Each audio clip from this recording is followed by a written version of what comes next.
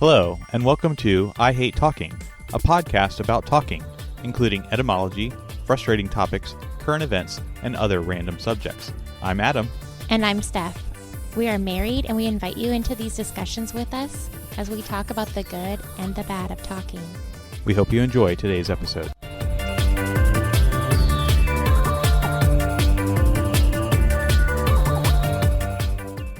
Welcome to episode 56 of I Hate Talking.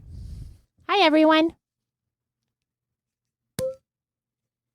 So there you have it. We have reached 1 year of podcasting. Wow, crazy.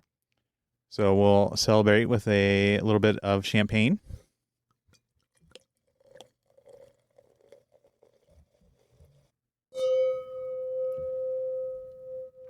So we have been podcasting for 1 year now, I guess over a year, considering that we did a number of episodes in the month of March and April of 2024 in preparation for our release in May of 2024. But now we are here in May of 2025. Wow, that year went by so quick. I know everyone always says that, but it did. Indeed. So we know that there are many faithful listeners out there, so we appreciate your support and your continued listening to this particular podcast. And if you do like and enjoy this podcast, do share it with others. You can always send them a particular episode or just share our website in general, and that will give them the directory to all our episodes, or just tell them to find I Hate Talking on whatever particular podcast platform they use on a regular basis. Yeah, please. So we do have a number of exciting announcements before we dive into this particular episode and the word or phrase of the episode and our particular topic. Okay, I don't even know that we have announcements, so I'm excited to hear it. So in no particular order, all of our episodes now have transcripts. Yeah, Adam's been working hard on that, and we've already heard that people really appreciate it. So thanks, Adam, and we'll keep doing it.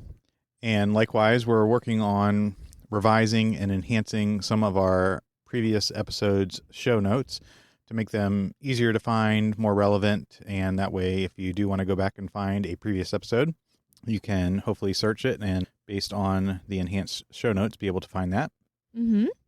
And that might be it. I guess those are our announcements. Okay. That's a lot of work for you, but yeah, I think it's worth it and should make it easier for people. Indeed, it should. So our word or phrase of this episode is a phrase, Norman doors. Norman doors. I've never even heard that before. So have you ever encountered a door where you are not quite sure if you should push or pull that door to open it? Oh my gosh, every day of my life.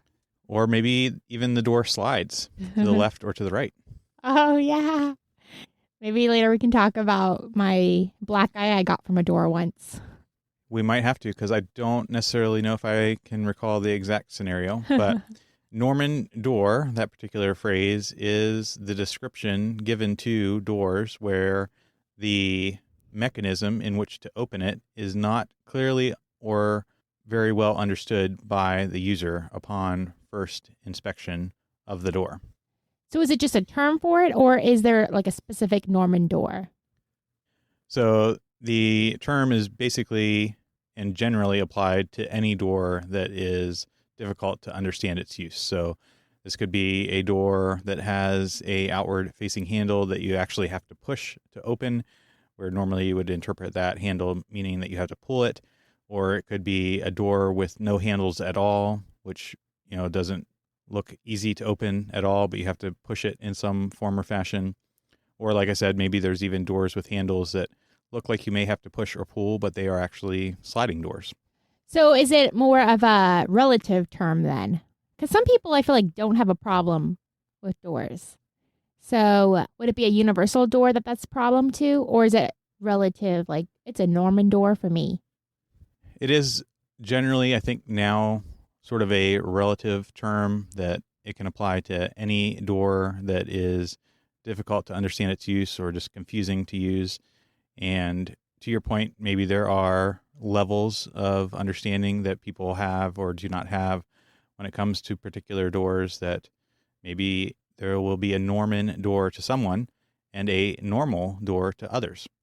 Okay.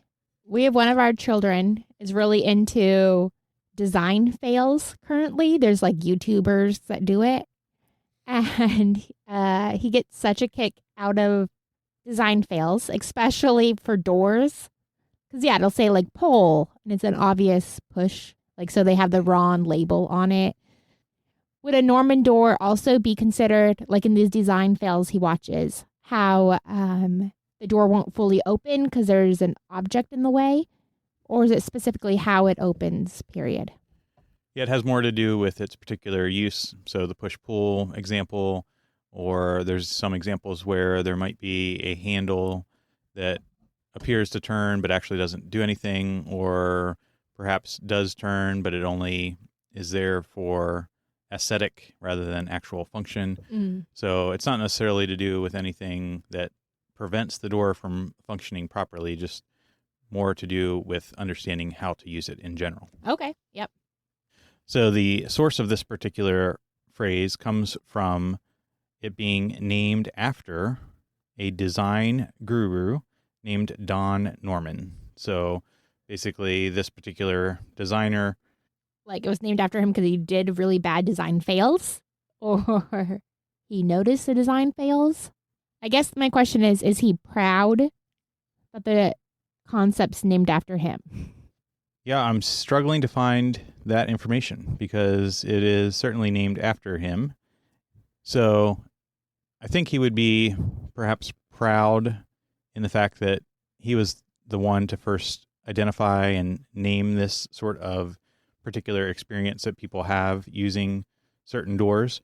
So he wrote a book called The Design of Everyday Things and basically talked about how doors are one example of things that can be frustrating to use if you don't understand or there's no particular visual indicators on how the door is to be used.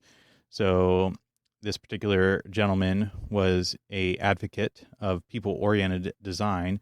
So basically talked about doors, even light switches, or just other everyday objects that people use and may find frustrating if there's confusing aspects to their use. You said he's an advocate. Like he appreciates it. He finds joy in these obscure doors. No, he's an advocate of people-oriented functionality. So he wants things to be designed in a way that are easy to use and easily understood. I see. Okay. So then, yeah, he probably would take joy. Oh, no, maybe not. Yeah, it is an interesting bit of history that this particular gentleman who was the design guru wrote this book and identified this issue within society, and then frustrating doors later became to be known as Norman doors because it actually should be really like un-Norman doors or something like that. But Right. that's the title that stuck, was Norman doors, even though he was advocating against such things. Right. Oh, well, poor guy. So that is our phrase of the episode, Norman door. Not one that you may hear too often, but one that you probably do experience from time to time. Yeah, I mean, we can definitely use it in conversations and bring it back. Poor Norman, if he wants that or not. Indeed. So now you can put a phrase to your experience when you encounter a door or some other everyday object that is frustrating and confusing to use. Yeah. You know, have you experienced times where you're somewhere and like everyone around you is telling you like, push it, you know, because they're used to everyone trying to pull it or something like that, right? And maybe at a store, the clerk just knows to constantly tell people when they go to that door. So now we can be like, it's a Norman door, you pull it instead. Precisely. There is an interesting anecdote that I heard from a coworker that went to Brazil and experienced this very thing where there was a Norman door and he was unable to tell if he was to push or pull the door in order to open it. And everyone around him was yelling the Portuguese word for push, which I guess in English sounds like pull. Oh, no. So he continually pulled on the door as people were yelling, pull, pull, but it was actually the Portuguese word for push. Oh, no. That is embarrassing. Poor guy. Indeed. So I have not had a chance yet to talk to anyone I know in Europe about what they call a phone application. So that mystery remains unsolved to this date, but hopefully we'll have an answer soon within the next episode or two. Oh, yeah, that's the callback, right, to the episode about apps and whether they call their phone. Oh, no, we're not going to get through this again. But yes, that's the callback, right, to the episode about apps. Apps, yes. Phone applications. So was the door that gave you a black eye a Norman door? I guess, or user error, but I'm not above saying user error. So you don't remember this? It seems vaguely familiar, but I cannot recall the exact details. Do you remember my black eye? I do remember the black eye. I do remember that it was caused by a door, but I don't remember exactly how or why or any particular details about the event. So you and I went away for a weekend together, and that's very uncommon. Usually we have our kids in tow. So it was really exciting to be away. And we were staying at a hotel. And in the middle of the night, I had to get up to use the restroom. And I thought the restroom door was a sliding door, like a pocket door or something. And it was really dark, and I wasn't familiar with the room. So I was trying to push it, slide it open, and it was kind of stuck. So I yanked it really hard to try to unstick it. I thought, well, I didn't know that it was closed, and it was out an indoor. So I yank it to unstick it, I'm thinking. But instead, the door flew at me and hit me straight in the eye and side of the face. And I had a really nice shiner for a long time afterwards. So I don't know if that's an example of a Norman door. There are, like you said, a number of other considerations there. Just the familiarity of the space as well as the level of light that was present that did not allow you to observe in fine detail that it was not a pocket door and it was actually, in fact, a swing door. So probably not necessarily an exact example of a Norman door, but certainly was very painful, I suppose. Yeah, and it just looked really bad for a while. So it was a conversation starter. Luckily, I don't have a high sense of pride or high sense of shame, I guess, because I just have to tell people I was trying to open a bathroom door and smacked myself in the face. Yep, it almost sounds... It sounds fake. It sounds fake. Yep. It doesn't sound like a real story, but it was my story, and I just had to own it. Indeed. So I think Norman doors, I've experienced them a lot of times when they are glass doors where they have some form of handle attached to the glass where that's sort of necessitated by the fact that it is a glass door and can't just have handles placed anywhere for the structural integrity of the door. So a lot of times I think that glass doors will be Norman doors because of that very fact. Could you consider a glass door a Norman door if you don't know it's there? Have you experienced times where there's glass all around and it's so clear that you just walk into it? Well, I certainly think that that would not be a people-oriented door if it is causing those type of scenarios. So maybe not a Norman door in the strictest sense of the word where it's confusing or difficult to use, but certainly not people-oriented. But I don't know if I've ever had that experience personally, certainly seen the YouTube videos and things of that nature where that has happened. But as far as personal experience, I don't think so. Well, we have another anecdote of that happening to our kids. We were at an event, and one of our kids got hurt, not overly, but he got hurt, and there was a glass wall between us. And so our other kid came running out to tell us that his brother was hurt, and he didn't know it was a glass door, and he smacked into that, and then he got hurt too. It's kind of funny. But also, they're okay, and we can laugh because they're okay.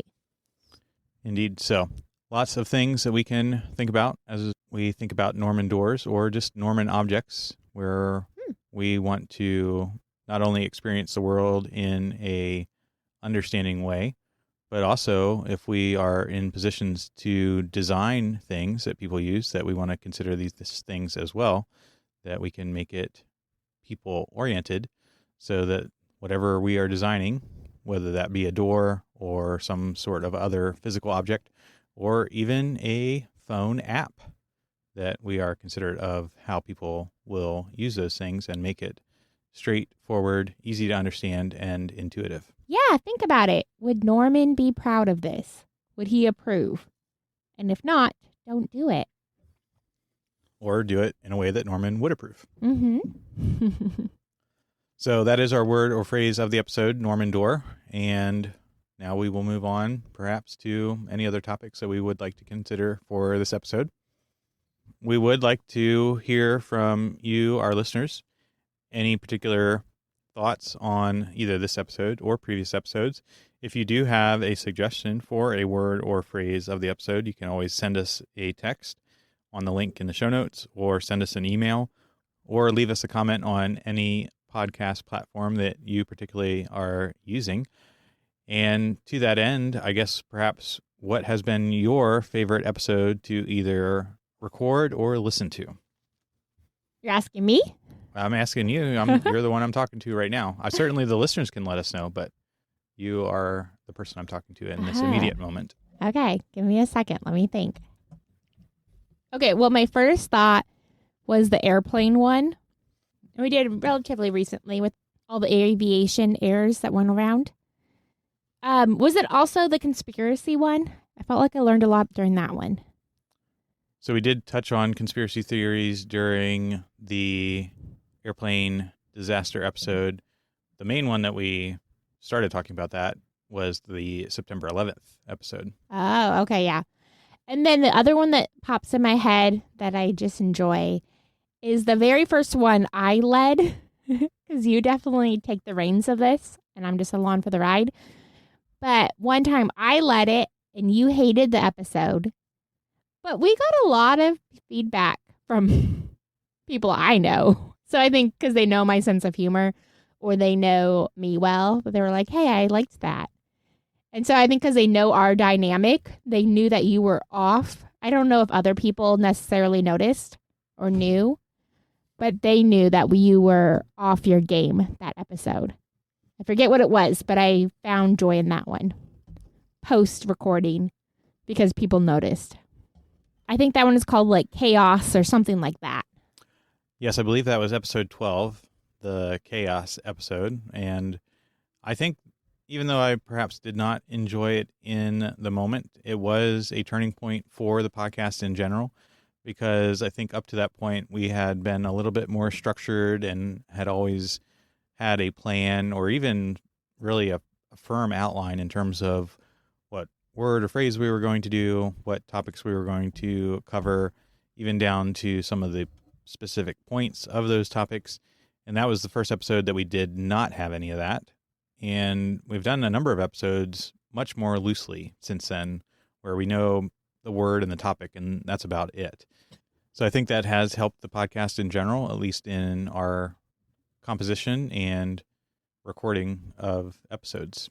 So those are the ones that stick out in my head. And also, not trying to be a downer, some of them I mentioned are, but also the one where President Trump got shot. That sticks out in my head for sure, too, because that was just such a unique moment in history. I'd never experienced that sort of thing. So that bonus episode we released the night it happened is definitely a strong memory for me. Indeed. So it's interesting to note that some of my highlighted episodes are some of the same ones. So I was actually thinking of the Chaos episode for that very reason, that it was sort of a turning point in our podcast journey where, like I said, up to that point, we had a little bit more rigidity about our topics. And after that, we were, I think, a little bit more unplanned and impromptu with our particular podcast. So I think that actually made things better in the long run. When did you start appreciating that episode? Because you almost didn't air it. You were like, no, this is crazy. And I was like, just air it. We don't have time to record a new one. And if people don't like it, they don't have to listen, was my attitude towards it. And then we got feedback that people liked it. So when was the turning point for you on liking or tolerating the episode?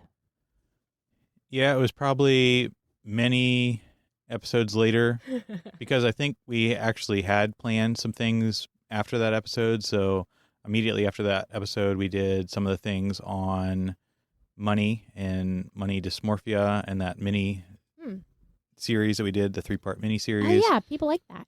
And the decision fatigue and mental load. So that was some other things that we had planned. So I don't know if it was until the summer of camping episode that I really appreciated the chaos episode, because the summer of camping episode was one of those sort of unplanned and just go with the flow type episodes where we didn't know exactly what we were going to talk about, but we just sort of went with the flow, and I think made a good episode in that regard as well. Okay. So the chaos episode, what else sticks in your brain from this past year? So also the attempted assassination of President Trump, when we did that episode the night of, immediately after the day that that event had transpired. Was it about a year ago? I feel like it was really soon, right? Going on a year soon? No, I don't think it could be a year, because I think it was right in the middle of one of our mini series. So it was either in the middle of the money mini series or in the middle of the decision fatigue mini series. So that would have been like episode maybe 15, 16. Yeah, July. So we still have a few months till that 1 year anniversary. Yep. And then the synesthesia episode, I think, was pretty good one.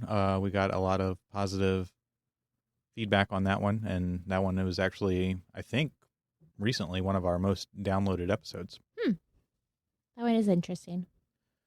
So those are some of our highlights, I suppose, in terms of episodes that we've either enjoyed or not enjoyed recording, but some of the ones that stick out in our minds for various reasons, or ones that are more popular with our listeners. So just interesting things to note as we sort of celebrate and recap 1 year of podcasting. Yeah. And over this year, is there anything that you're either really proud of or would have done something different? Well, we're certainly learning as we go. So like we mentioned at the very start of the episode, now we have better show notes and transcripts and things of that nature.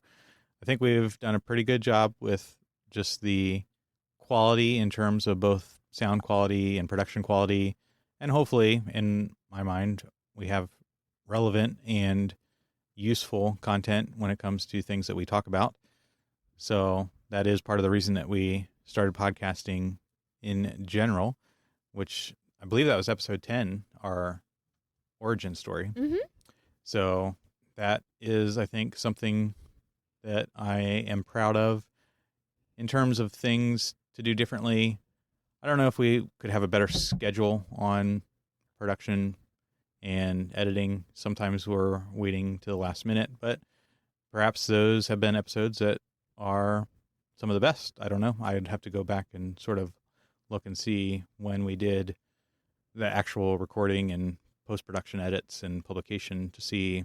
But there were definitely some times where we were editing the night of release into the night to make sure that we dropped an episode on time. Right. And neither of us, but especially you, we're not procrastinators. So when life is busy and we don't have one in the can ready to go, it can be stressful. And that's not fun. So that's my takeaways. What about yourself in terms of either something to do better or something that you're proud of? Yeah, I think I'm proud that we made it a year. I think a lot of podcasts don't. And that I still enjoy it. Like, I'm getting better. I was not good in the beginning at telling people we had a podcast. And just because I remember this thing in high school where people teased me about being the next Oprah. Like, you think you're Oprah. And I didn't. But I guess I talk like it sometimes. So I had this, like, in my head, I had this nagging thing about, like, oh, now podcast people are right. I think I'm like a low-class Oprah.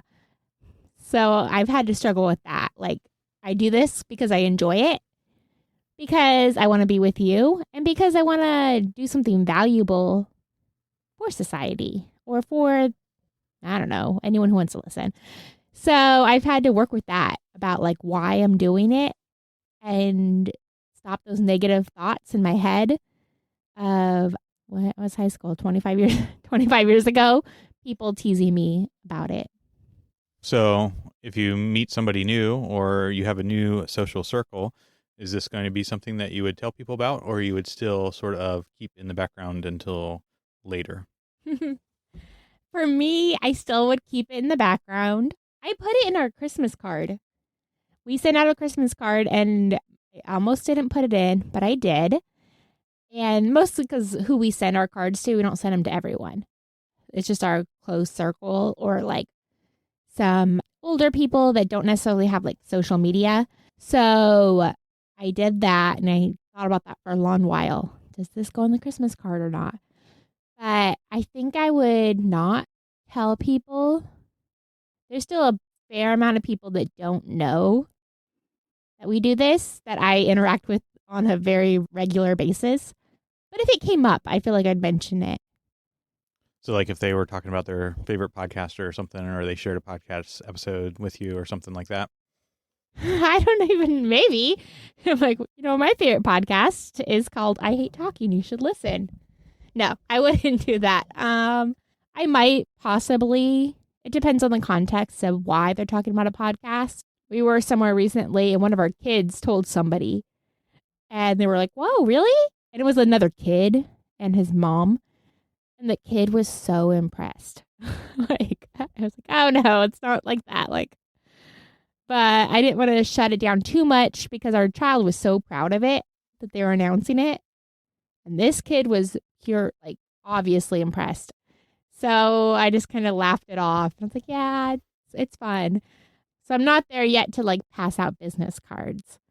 But maybe I would wear a hat that had it on it. And if someone asked me, I would say, if they asked what the logo meant, I would tell them. Is that super passive aggressive? That does sound right in line with your passive aggressive nature. So that makes sense.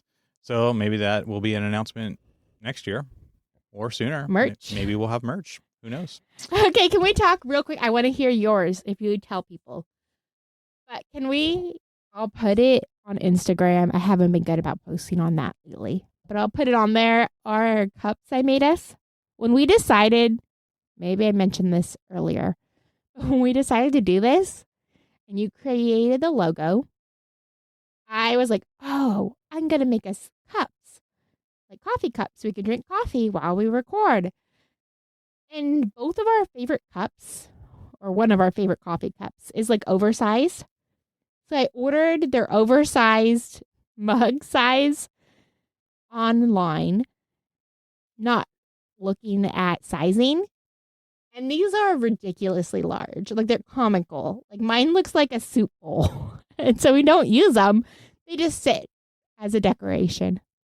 Well, it is true. They are comically oversized, but I do think I would appreciate that over those tiny little cups that are branded where it's barely holds 6 ounces of coffee or something like that. Those are not very useful. So at least it's better than that. So you'd rather drink from a soup bowl than a smaller than espresso cup? Yes. Okay, but for you, do you tell people? No, I guess not. It would be more with closer friends or in social circles where there's already some sort of established relationship that I would be telling people. Now, I don't necessarily think I would be as passive aggressive if it came up in normal conversation. I think that also may be a little bit of gender roles that are coming up because I think men in general are going to talk more about what they do. And podcasting is something that I do. So when it comes to a job or activities or things that you do for fun, that may come up more in conversation for men than women because of just sort of that normal conversation that I think starts with a guy asking another guy, what do you do? Okay, I can see that. Because, I don't think that's a very common, it's loaded, and we can talk about this another time maybe, but that's a loaded question for a female to ask them, what do you do? Because especially people my age, so many work, so many are stay at home moms, so many do like part time or homework or something like that. So it can come from either side. If you ask a woman, what do you do? They could think, oh, you don't think I do enough because I stay home with my kids.